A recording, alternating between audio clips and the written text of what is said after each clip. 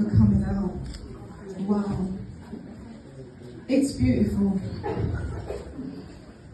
I said, what should I speak about? My gorgeous. Do you know, this meeting is very timely because it's a celebration. And we're celebrating women. It was International Women's Day yesterday, and I said, you know what, we're celebrating all year. But it's awesome that we can celebrate. Some of you know me, some of you don't. Dressing up glamorous is a part of my therapy. I wasn't able to do that for a few months when my son was killed. So now I make the most of it. Sometimes when I'm at home, I'm just like, you know what? You know when you've got those dresses that you've bought for a special occasion, you've worn it once and you're like, where am I going to wear this again? Like, where on earth am I going to go to wear this again? Those of you that are married, it's like that wedding dress. Well, do you know what I do? When I feel to, I just put it on.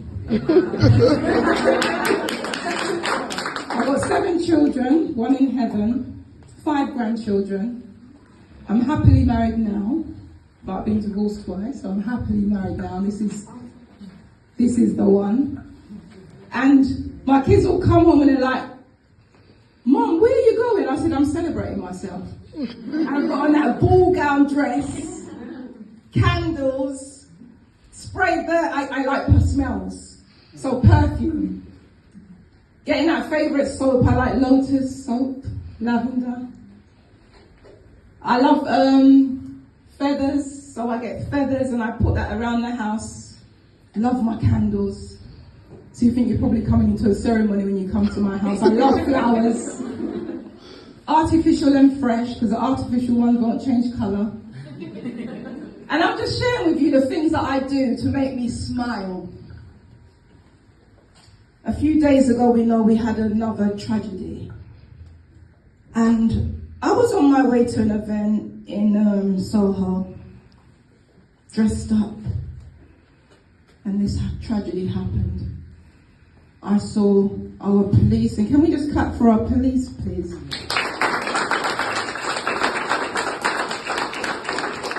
They do such a difficult job, and they're human beings like us, and they're incredible. So I saw the police tape and I went to the scene. I remember somebody said to me, why do you keep going? I said, because I had to go when my son was dying. And I know what it's like. And if I can just be there to hug someone, to tell them the police are doing all they can and you'll get some answers soon, it's worth me going. And I went there, and it was awful.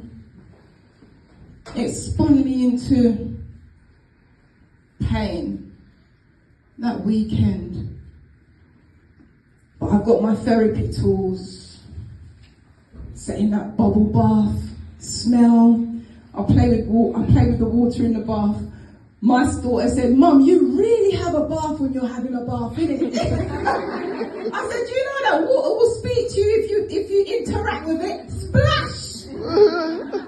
So I done all these things and answered some of the videos. I done a video and I think it was probably about 200 and something thousand interactions, and I tend to try and answer some of them.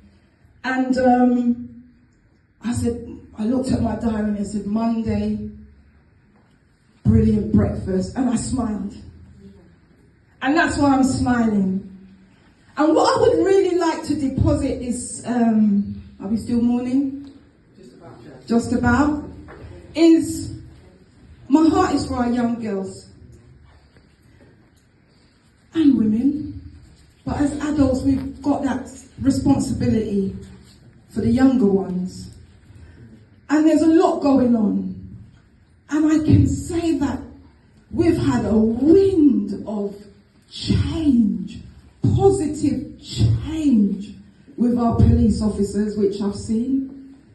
And now is the time that we have to maximize us working together to make our community better and safer. I know that there's a lot of damage that has happened historically, and we still see some stuff that social media spreads when the police get it wrong, but they're getting a lot of it right.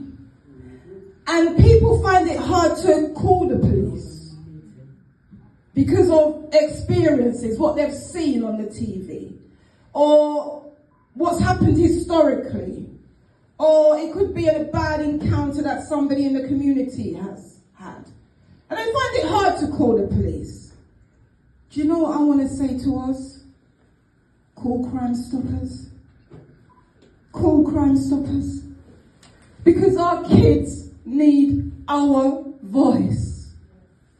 There was one young lady that came to me and said, you know what, I called Crime Stoppers, Mum. I've got a lot of kids, they all call me Mum. And I feel good. And I said, well done. Well done. Nobody should sit down and suffer in silence. No one. Especially our little girls. I was 9 years old when I had my first encounter with abuse. 9 years. And it was by a grown man. And I kept quiet. And I carried a knife. When I was 9 years. A small one. Because I felt that if I had that man couldn't have done what he did.